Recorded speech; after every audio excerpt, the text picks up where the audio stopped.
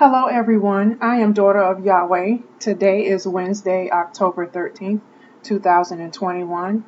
Despite these challenging times, I hope and pray that all of you are doing well. Thank you for clicking on this video. This video is about the true spirit of Jezebel and where it is truly operating. Over the years, I have seen many preachers and YouTube personalities speak of Jezebel as an evil seductress, in reference to how women adorn themselves with makeup, jewelry, and the over-accessorizing in suggestive fashions, expressing whoredom or harlotry, are all descriptions of how many describe the spirit of Jezebel. But these descriptions are incorrect. This is another example of how people do not read and study their Bibles. They teach false teachings by repeating what they have heard others say instead of reading and learning for themselves. I would like to start from the end of Jezebel's story to explain where these misconceptions came from. And I'm going to be going through a lot of scripture, but I'm going to try to get through it as quickly as possible. So now I'm going to start with 2 Kings chapter 9, verses 30 through 31. And verse 30 reads, Then Jehu went to Jezreel. When Jezebel heard about it, she painted her eyes, arranged her hair, and looked out of a window. 31. As Jehu entered the gate, she asked, Have you come in peace, Zimri, you murderer of your master? So, yes, Jezebel painted her eyes, and yes, she arranged her hair. But her following statement had nothing to do with being a seductress. Her question, Have you come in peace, Zimri, you murderer of your master, was full of sarcasm. She was speaking to Jehu, but she called him Zimri. Who is Zimri? Why did she call him Zimri?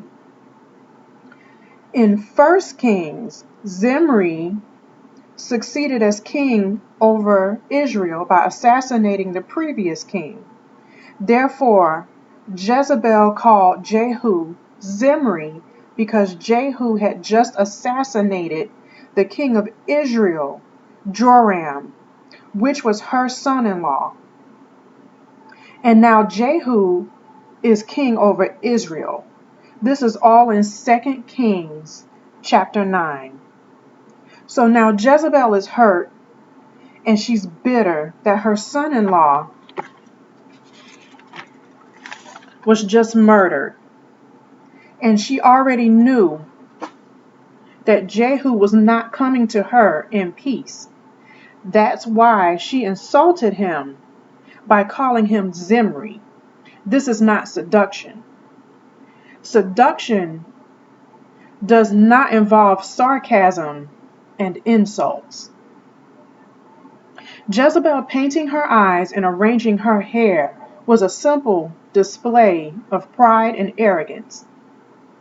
But this is not the whole story of Jezebel. What else did Jezebel do that made her to be so evil? And how does the spirit of Jezebel really operate? To get the full story, we now have to start from the beginning, which begins in 1 Kings chapter 16, verse 29 through 34.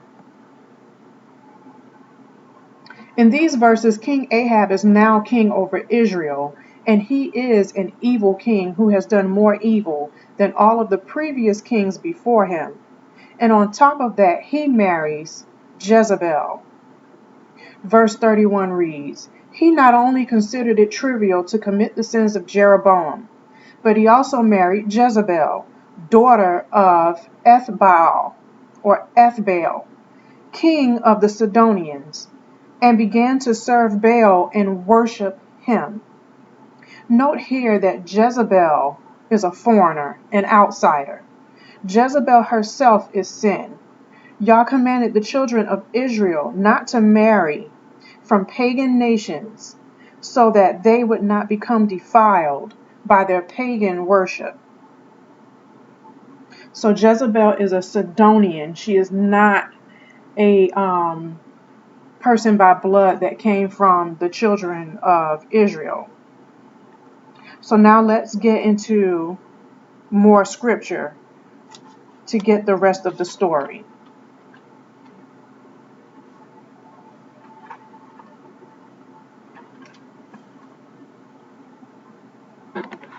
Bear with me, I am sorry. My notes, I thought I had my notes in order, but they're not quite in order, so just give me a second, please.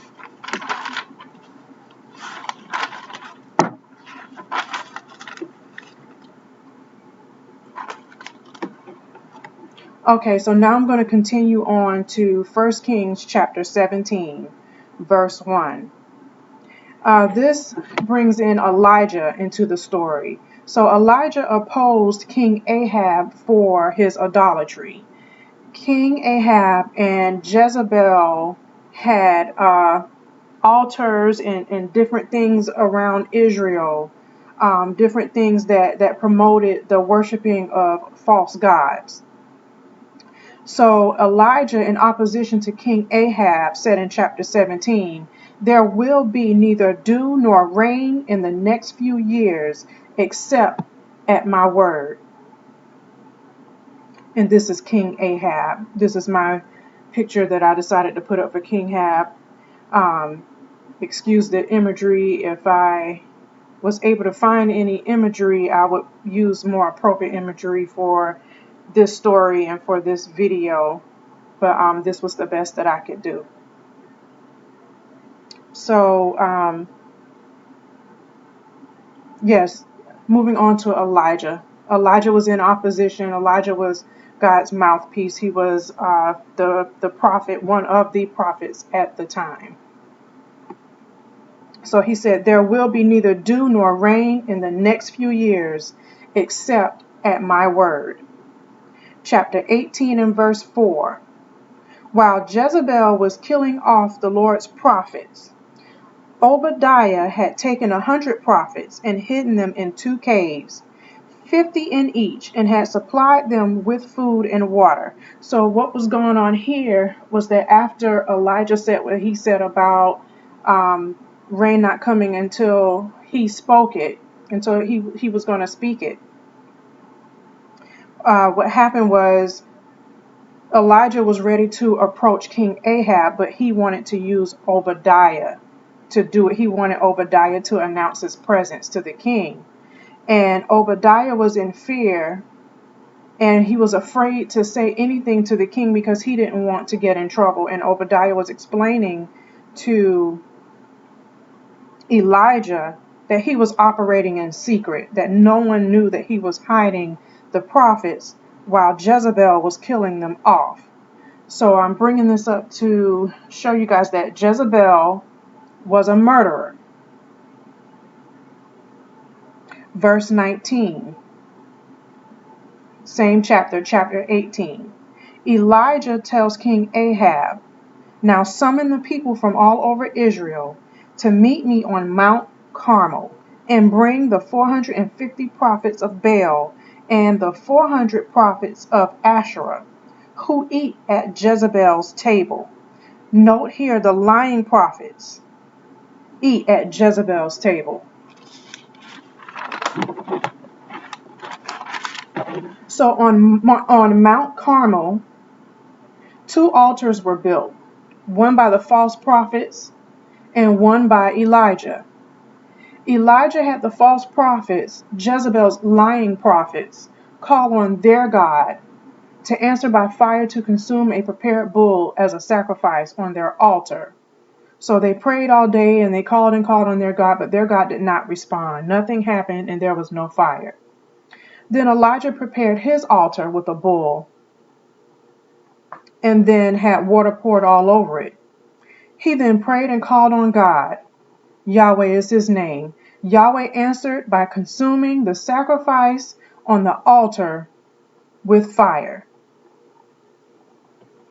So as Israel was witnessing this, their eyes were open, and they began to realize who the true prophets were. And they realized who God was, Yahweh. Elijah commanded Israel to slaughter the false prophets.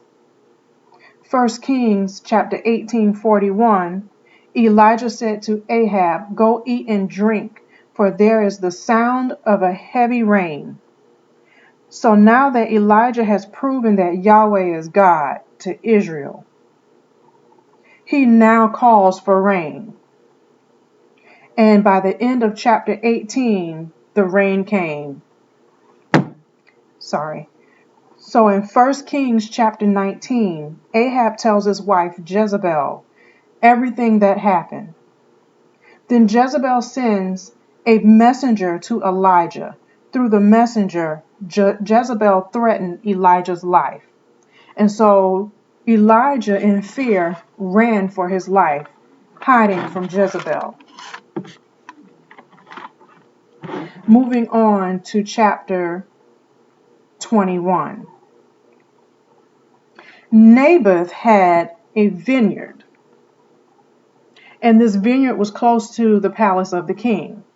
So King Ahab asked Naboth if he could have his vineyard in exchange for another vineyard, or for whatever it was worth. Naboth refused. And I put this picture up because this is basically what Ahab did. Ahab acted like a toddler. He acted like he couldn't handle it.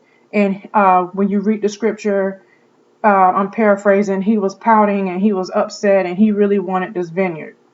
So Jezebel decided that, in her evilness, decided to have Naboth killed. In chapter 21, verse 9, she wrote to the elders and nobles, proclaim a day of fasting and seat Naboth in a prominent place among the people. But seat 2 scoundrels opposite him and have them testify that he has cursed God and the king.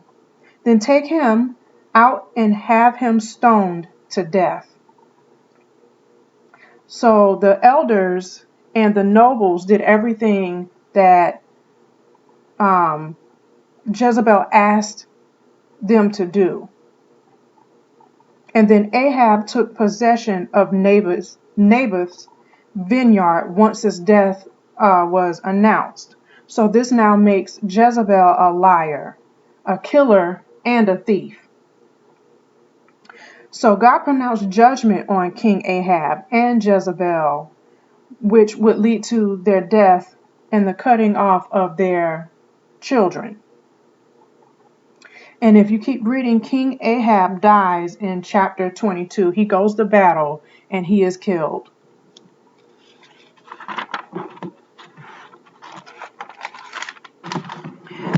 Now we're in 2 Kings chapter 9, verse 7. Jehu is now anointed king of Israel and is commissioned to destroy the house of Ahab. So Ahab was killed off in battle, but during this time, Jezebel was still living and their children were still living. So to jump ahead a little bit, in 2 Kings chapter 2, Ahab's family was killed and all of the ministers of Baal were killed as well.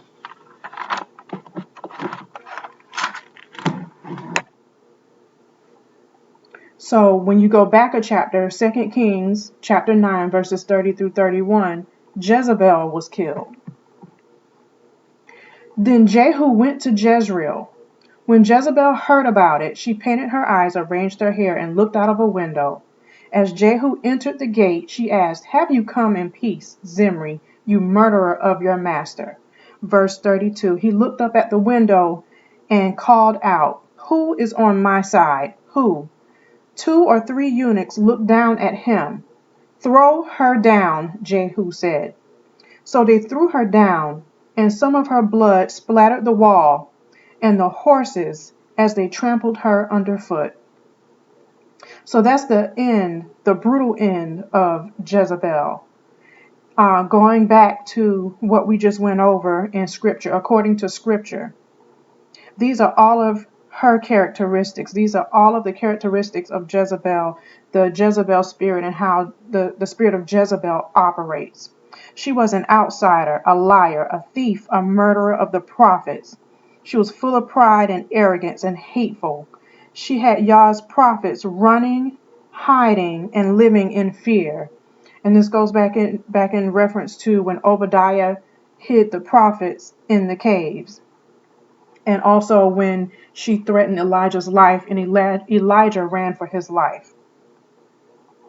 And finally, she surrounded herself with liars, false prophets, a network of people who spoke what she wanted spoken, not the truth. All of these characteristics that make up the true spirit of Jezebel rest upon Marcus Rogers. I would like to pause from my notes and explain something really quick. Some years ago, when I first started watching YouTube, I noticed that there were a lot of people giving their dreams and visions and sharing scriptures. These people were very inspiring. You could tell that they were not running a gimmick and that their messages were really from the Lord. A few liars' videos would pop up every now and then here and there, but their videos would soon disappear. So as time went on, here comes Marcus Rogers, and then comes along also Henry and Monic. And so I thought Henry and Monic were real for God in the beginning. So I subscribed to their channel, and I was not so convinced that Marcus Rogers was real from the beginning, because of some things that he was teaching he was teaching things that were false from the beginning. He taught against the Trinity. But then he changed his mind, so-called changed his mind. And so then I became curious to see how his growth in the Lord would turn out. So I subscribed. I subscribed to both of their channels. And for some reason, once I subscribed, it was very subtle at first. Sometime later, I noticed that other people's videos were no longer showing up or popping up on my YouTube. So every time I looked on YouTube, Henry and Monic and Marcus Rogers videos, they would have up several videos, and none of the real prophets videos were popping up. They all disappeared. And because I had not subscribed to their channels, I couldn't find the people that I was watching or listening to. And so it just seemed like their stuff just disappeared all of a sudden. And I wasn't subscribing to people's videos because I was new to YouTube, and I just assumed that, okay, I watch their things on a regular basis. Their things are just going to keep popping up. I was basically just learning YouTube. So I learned from that the importance of subscribing to certain people, or making sure you pay attention to who you're listening to see what you can pull up, or to see what else is going on as far as what God is giving the true messengers of God. So the overexposure of Henry and Monic and Marcus Rogers videos led me to realize that they were false prophets. So I saw so many lies that it was overwhelming. And through time, I realized that the true prophets' videos were being suppressed, while the false prophets' videos were being put in constant rotation. And this was being done on purpose. Even after unsubscribing to the false prophets' videos, their videos never went away. Their videos just kept coming back to my YouTube. And like I said before, the other prophets, the true prophets, their videos never came back around. So when I was new to YouTube, I didn't subscribe, and I regretted it. I didn't subscribe to the real people that I was listening to, and I did regret it. So as this circus continued and it went on, I watched to see just what the false prophets would lie about next. So after I became unsubscribed, yes, I did subscribe back to their channels because their stuff was popping up anyway. And I was just wondering, what are they going to lie about next? Because there was this big thing about Trump being King Cyrus, and all of these shenanigans were going on. And I like looking into the comment sections and to see, what people are thinking just out of curiosity. So I'm saying all of this to say that it is obvious that the false prophets are being pushed forward to keep the real truth hidden and to keep Yah's people deceived. Not only are Marcus Rogers and Henry and Monic false prophets, not only are they flooding YouTube with lies, but there are other false prophets that have joined them to increase the deception. This circus has encouraged more liars, more false prophets to get on YouTube to lie for attention and money. YouTube is now full of liars when at once there were many real prophets on YouTube. Now the real prophets are too few and too hard to find on YouTube. All of this was done on purpose to hide many truths from the public. Marcus Rogers, the leader of this lying network, is the silencer of the real prophets. This is what Yahweh has given me. This is the true spirit of Jezebel. The spirit of Jezebel, shuts up the real prophets and makes room for all of the liars. In Marcus Rogers' videos, he has been very prideful.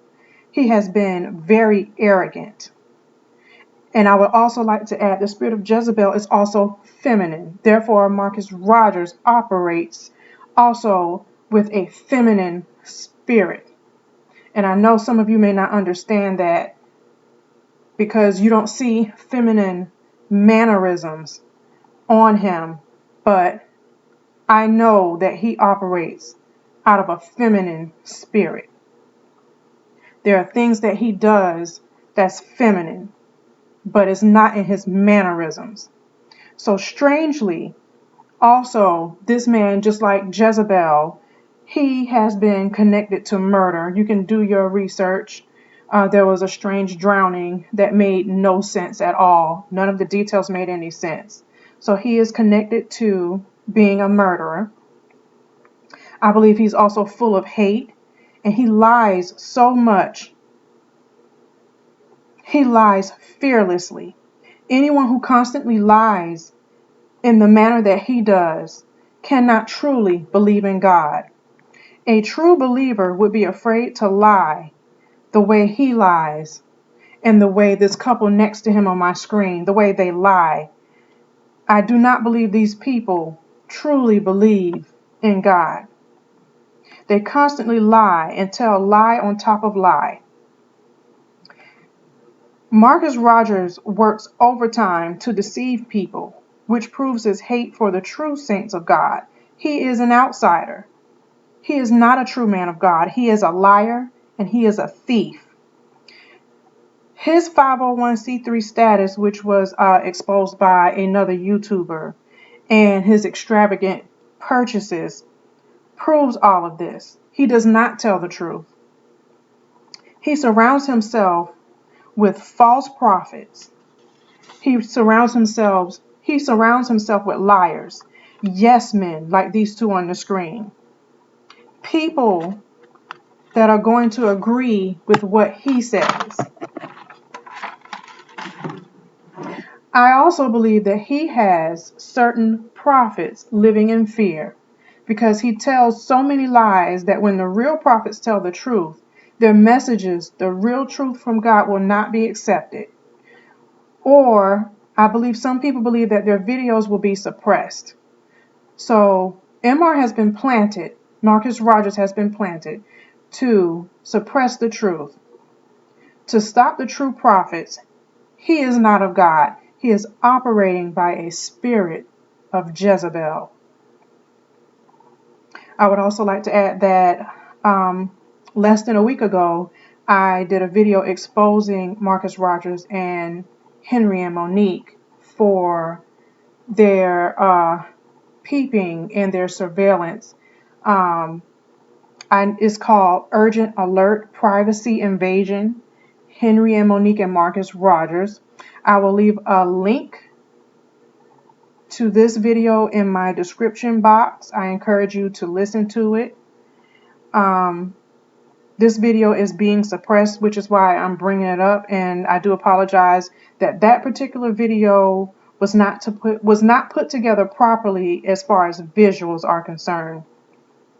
But I had to put the information out as quickly as I possibly could, considering I had just suffered 3 power outages, and my internet did not work for over a week before the power outages came. So I had some weird technical difficulties over a 2-week span. And on top of that, I had all of these strange occurrences and distractions going on. I had so much going on as soon as I was getting ready to prepare the message that I did on the last video. And so there were so many distractions and so many weird things going on. I felt like I was under attack. I felt like I was being spiritually attacked. It kept me from being focused, and it kept me from taking the time to do what I needed to do to release the message.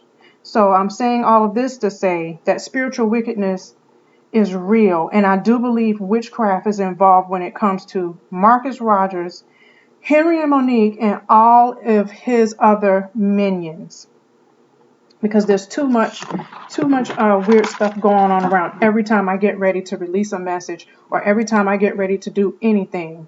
And I would just like to say the devil is really busy, but nothing is greater and stronger than the power of God. So now this takes me back to a scripture that I forgot to mention earlier in 2 Kings chapter 9. When Jehu approached Jezebel's son-in-law to kill him, at the time, the son-in-law was the king of Israel. And like I said in another scripture, Jehu was commissioned by God to kill off Ahab and his family. So Jehu approached Jezebel's son-in-law, the king of Israel, to kill him. The son-in-law, which his name was Joram, asked, "Do you come in peace?" In 2 Kings chapter 9, verse 22, Jehu answers him, "How can there be peace as long as all the idolatry and witchcraft of your mother Jezebel abound?" So the spirit of Jezebel also includes witchcraft and idolatry. This helps to sum up the end of my message. I also have reason to believe that Marcus Rogers does not believe in God at all, and he is an idolater of Satan and a worker of witchcraft. It is time to break away from these false prophets, especially Marcus Rogers. I believe this man is very dangerous. I do not believe that he has very good intentions for the people who are following his ministry. I do not believe that the people who are attending his services, I just have reason to believe that they may not be safe. I do not trust Marcus Rogers. He is still in some capacity connected to government. He is not who he presents himself to be. I'm just going to leave it at that. I'm not going to go into too much detail about that. But he claims that he's not in the military anymore, but he's still associated with the government. He is still associated with secret things that are really going on behind closed doors. And all I have to say now is that those of you who, if you know someone that's a part of this man's ministry, pray for them. Try to share this message with them, and Just pray for people that they come from under this witchcraft spell that they're on, that they're under. Because so many people are just amazed by him because they think that this guy is a real prophet. So now I'm going to say watch as well as pray and study the word. This is the end of my message. Praise Yahweh. Bless you all. Please like, share, and subscribe, and please warn others. Pray over your children and families, and thank you so much for listening.